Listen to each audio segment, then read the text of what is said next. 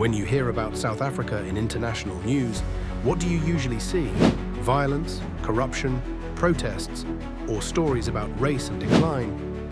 Rarely do you see innovation, culture, or progress. The question is this coincidence, or is there bias in how South Africa's story is told to the world? Media bias isn't just about lies, it's about focus. What gets reported and what doesn't shapes how a nation is seen. And in South Africa's case, it often paints a one-dimensional picture of a complex country. Let's start with international media. Global outlets like CNN, BBC, and Reuters tend to frame South Africa through conflict or crisis. Power cuts, crime, government scandals, xenophobia. These are real issues, but when that's all the world hears, perception becomes distortion.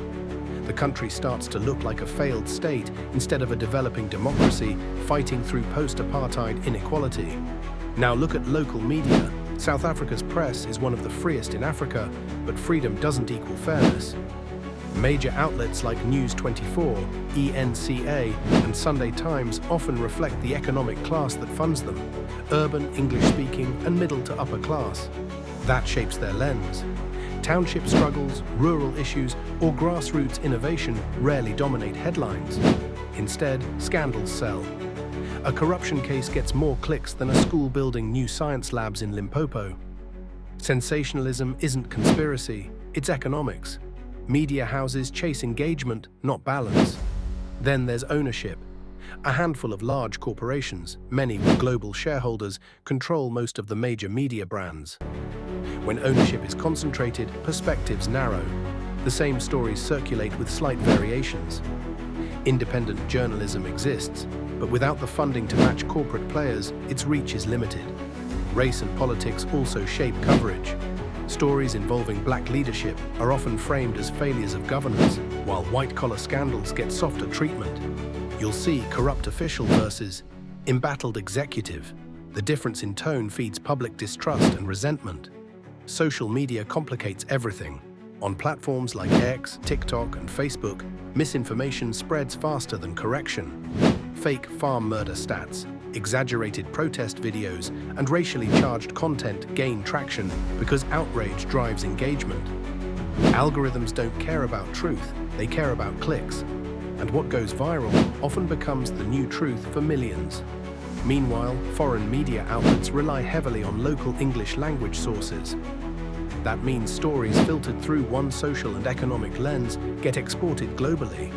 The result? A narrative shaped by a minority, amplified by the world. Let's take a practical example, the so-called white genocide narrative. It's a story that resurfaces every year, mainly pushed by right-wing groups abroad. While farm attacks are real and tragic, data shows most violent crime victims in South Africa are black. But that nuance disappears when sensational headlines drive fear. The narrative becomes, South Africa is killing its white farmers, not South Africa is facing a nationwide crime crisis. That's not journalism, that's distortion through selection. But bias isn't just racial or political, it's also emotional. South Africans are tired of being portrayed as broken. Constant negative coverage affects national confidence. It shapes how investors, tourists, and even young South Africans view their future. If you're told your country is failing long enough, you start to believe it. So what's the fix? Media accountability and media literacy. Citizens must question headlines, check sources, and recognize bias. Journalists must diversify perspectives, not just racially, but geographically and economically. Independent journalism and digital creators now play a critical role. The rise of podcasts, YouTube commentary, and investigative channels means people can tell stories from their own communities, unfiltered and uncensored. This is where the next media revolution begins. Ordinary South Africans reclaiming the narrative from corporate and foreign filters. South Africa's story isn't one of chaos, it's one of resilience, creativity, and complexity.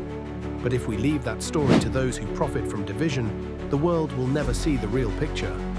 If you believe it's time to tell South Africa's truth, hit subscribe, share this video, and comment below. Let's take back the narrative, one story at a time,